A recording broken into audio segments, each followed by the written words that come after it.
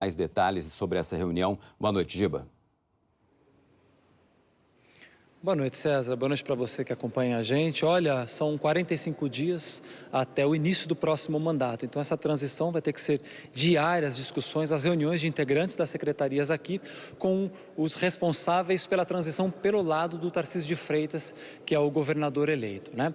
A gente sabe que vai ter uma acomodação de partidos nessa transição. O PSD, por exemplo, do Guilherme Afif Domingos e do Gilberto Kassab, devem ter uma posição de destaque, não só na transição, como no futuro secretariado, mas também vão ter que ser acomodados, né, os integrantes, deputados estaduais eleitos ou não, federais eleitos ou não, de partidos como o PL e o Republicanos, que é o partido do Tarcísio de Freitas.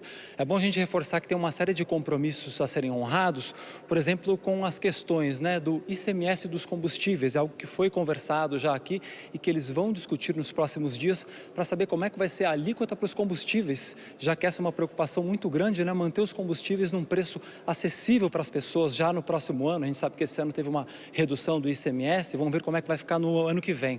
Tem também as questões de ajustes previdenciários. O governo atual já tem um projeto, né, já previu numa lei a redução de alíquotas na Previdência para alguns setores, para aposentados. Então, são temas muito importantes a serem discutidos nos próximos dias. A gente preparou uma reportagem para falar um pouco sobre como foi esse primeiro dia da transição. Dá uma olhada. A reunião no Palácio dos Bandeirantes inaugurou o processo de transição no estado. Participaram o governador eleito Tarcísio de Freitas, do Republicanos, o vice dele, Felício Ramute, do PSD, o atual governador Rodrigo Garcia, do PSDB, e os coordenadores da transição, Marcos Penido e Guilherme Afif Domingos. Rodrigo Garcia disse que será uma transição transparente, democrática e republicana, e que as duas equipes estão entrosadas. Nós preparamos para o governador Tarcísio um relatório de gestão fiscal do estado de São Paulo, detalhando todas as ações realizadas nesses últimos tempos e todas aquelas ações que estão em andamento nesse momento e principalmente mostrando também a capacidade de investimentos do estado para o próximo ano de 2023. Tarcísio de Freitas afirmou que vai manter o que está em andamento e que poderá haver mudança, mas não ruptura. Ele explicou que vai criar eixos temáticos. Cada um terá integrantes, que irão interagir com as secretarias. Mas o governador eleito disse que não significa que esses nomes irão compor o quadro de secretários. A gente está ainda consultando pessoas, tem pessoas que estão em empresas de mercado, que são listadas em bolsas, então eu não tenho como fazer esse anúncio nesse momento. Tem pessoas que estão com mandato em organismo internacional, eu não tenho também como antecipar. Esse anúncio de secretários, nomes de secretários, vai ser paulatino daqui até dezembro. O edifício Cidades 1, que fica na rua Boa Vista, centro da capital, foi escolhido para a sede do governo de transição. As reuniões serão diárias, a partir de segunda-feira. Tarcísio de Freitas disse que uma das primeiras tarefas da transição será adequar o que estava no plano de governo ao orçamento atual, para dar tempo da Assembleia Legislativa fazer as adaptações necessárias no orçamento do ano que vem.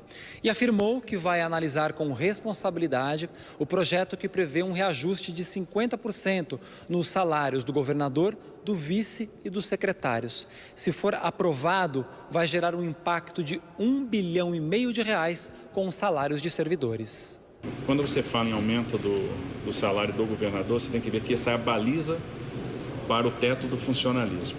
Então, no final das contas, isso impacta uma série de carreiras e impede que uma série de profissionais tenham um aumento real. Tem um aumento de salário e eles já estão com uma perda salarial, porque esse teto está congelado desde 2019.